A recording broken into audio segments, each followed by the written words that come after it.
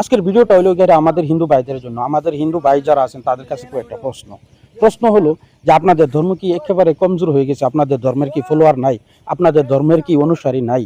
যদি বলেন অনুসারী আছে, আপনাদের ধর্মকে অনুসরণ করেওয়ালা, আপনাদের ধর্মকে মান্যওয়ালা আছে, তাহলে আমি বলবো কেন আপনাদের ধর্মের কথা দাড়ি টুপি দেখার পর আপনাদের ধর্মের কথা মনে পড়ে, আপনাদের ভগবানের কথা মনে পড়ে, আপনারা দাড়ি টুপি দেখার পর কেন আপনারা বলেন জয় শ্রী রাম স্লোগান কেন দেন?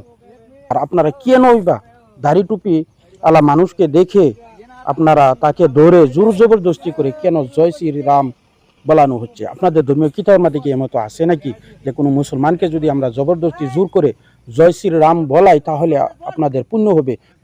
এমতো যদি আপনাদের ধর্মীয় কিতাবের মধ্যে থাকে তাহলে অবশ্যই আপনারা জানাবেন আমাদের হিন্দু ভাই যারা আছেন তারা। সর্বপ্রথম আপনারা এই ভিডিওটা দেখেন, জোর করে একজন আলিমের দিনকে জয় শ্রী রাম বলানো হচ্ছে।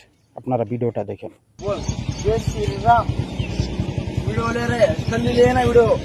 जय श्री राम बोल बोल जय श्री राम बोल।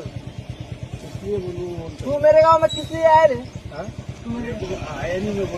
অবশ্য ভিডিওটা দেখেছেন, দেখার পরে জানতে পারছেন একজন আলিমকে জোর করে জবরদস্তি হিসাবে তাকে জয় শ্রী রাম বলানো হচ্ছে। তো হিন্দু ভাই যারা আছেন তারা উত্তর দিবেন, যারা জাননেওয়ালা আছেন, ধর্মীয় জ্ঞান আছে, তারা উত্তর দিবেন যে কোনো মুসলমানকে যদি জোর করে তাকে জয় শ্রী রাম বলানো হয় তাহলে পুণ্য হবে কি না। অবশ্যই ভিডিওটা যদি ভালো লাগে তাহলে লাইক করবেন, শেয়ার করবেন আর চ্যানেলটি ফলো করবেন।